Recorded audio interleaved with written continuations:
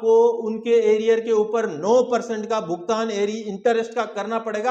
आपको जब आदेश दिया गया था कि जल्द से जल्द एरियर का भुगतान करना है, आपने इंस्टॉलमेंट्स में भुगतान करने का डिसीजन कैसे ले लिया? ऑनरेबल सुप्रीम कोर्ट का केंद्र को लताड़, कानून व्यवस्था को बनाए रखिए, ये कोई लड़ाई नहीं है। चलिए कंटेम्प्ट ऑफ कोर्ट का आपके ऊपर मुकदमा चला देंगे कि 3 महीने में आपने भुगतान करना है, उसके बाद समय एक्सटेंशन किया, उसके बाद फिर समय एक्सटेंशन किया, अभी 15 मार्च तक का समय जब। नमस्कार, वंदे मातरम दोस्तों, स्वागत है आप सबका सैनिक पाठशाला में। आज माननीय सुप्रीम कोर्ट में वन रैंक वन पेंशन के एरियर के भुगतान के ऊपर सुनवाई थी दोस्तों। तो उस सुनवाई में इंडियन एक्स सर्विसमैन मूवमेंट द्वारा दायर की गई याचिका को सुनवाई करते हुए माननीय सुप्रीम कोर्ट में बहुत बड़ी बातें हुई है दोस्तों।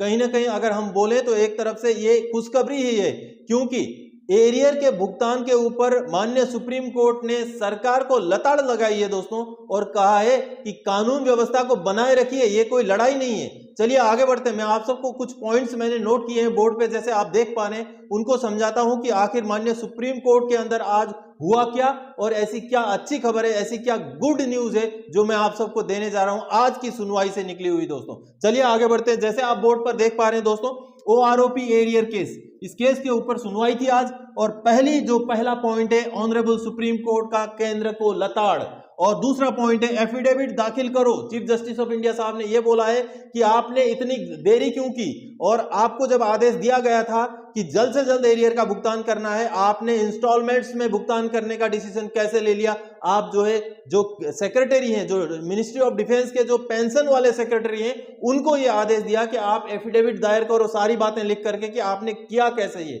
आगे बताता हूं दोस्तों। कंटेम्प्ट ऑफ कोर्ट, अगर आप ऐसा करेंगे तो हम कंटेम्प्ट ऑफ कोर्ट का आपके ऊपर मुकदमा चला देंगे। माननीय कोर्ट ने स्वतः ही ये बात बोली है दोस्तों। आगे दोस्तों, होली के बाद फिर से सुनेंगे, अगर आप इस तरीके से कार्रवाई करेंगे, इस तरीके का रवैया करेंगे, तो दोबारा से एफिडेविट डाला जाए, उसके ऊपर हम होली के बाद दोबारा से सुनवाई करेंगे। अगला पॉइंट दोस्तों, ये युद्ध नहीं है बल्कि कानून के शासन की बात है, यानी कि ये कोई युद्ध का समय नहीं है जो आप हलफनामा डाल रहे हो, फिर आप डिले कर रहे हो, दोबारा से आप समय मांग रहे हो। ये कोई युद्ध नहीं है, बल्कि कानून को अच्छी तरह से लागू कराने की बात है। आगे दोस्तों, न्यायिक प्रक्रिया की सूचिता बनाए रखनी होगी, यानी कि माननीय कोर्ट ने जब 16 मार्च 2022 को यह आदेश दे दिया था कि 3 महीने में आपने भुगतान करना है, उसके बाद समय एक्सटेंशन किया, उसके बाद फिर समय एक्सटेंशन किया, अभी 15 मार्च तक का समय जब माननीय सुप्रीम कोर्ट ने दिया है, तो फिर 4 इंस्टॉलमेंट में भुगतान कैसे हो सकता है? इस वजह से जो न्याय, यानी कि जो माननीय सुप्रीम कोर्ट ने आदेश दे दिया था, उस आदेश की सूचिता को बना के रखना पड़ेगा, ऐसी तल्ख टिप्पणी माननीय कोर्ट ने की है दोस्तों। और साथ ही साथ सबसे बड़ी बात दोस्तों, 9% इंटरेस्ट, अगर आप समय से भुगतान नहीं करते हैं तो आपको उनके एरियर के ऊपर 9% का भुगतान इंटरेस्ट का करना पड़ेगा। ऐसा आदेश हम सुना देंगे, ऐसा भी माननीय सुप्रीम कोर्ट में आज बात हुई है दोस्तों। तो कहीं ना कहीं आज जो है बहुत ऐसी तल्ख टिप्पणियां वन रैंक वन पेंशन के ऊपर सरकार को कभी भी माननीय सुप्रीम कोर्ट ने नहीं किया था, जो पहली बार आज हुआ है।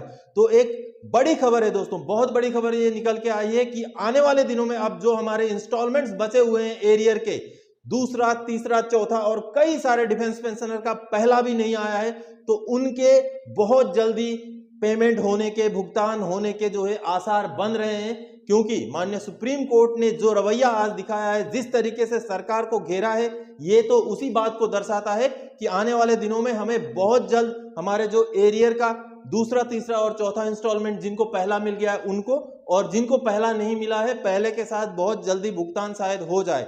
और एक बात बता दूं दोस्तों, कहीं ना कहीं सरकार को शायद ये बात पता थी, इसी वजह से इस साल के बजट में पूरा का पूरा एरियर का जो है पैसा निर्धारित किया गया है।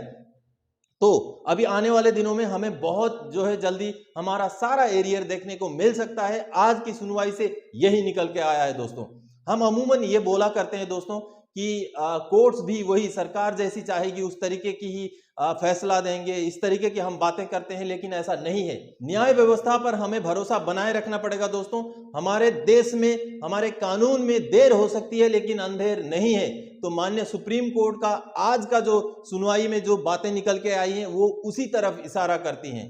तो हम ये सोचते थे कि इंडियन एक्स सर्विसमैन मूवमेंट ने जो याचिका डाली है उसके ऊपर खास कुछ फर्क नहीं पड़ेगा क्योंकि एरियर का भुगतान शुरू हो चुका होगा, लेकिन हमारा अंदाजा भी गलत निकला और माननीय कोर्ट ने एक ऐसी बातें वहां पर कही है जो कहीं ना कहीं समय समय पर सरकार के ऊपर माननीय सुप्रीम कोर्ट को करना भी चाहिए और आज किया है माननीय कोर्ट ने।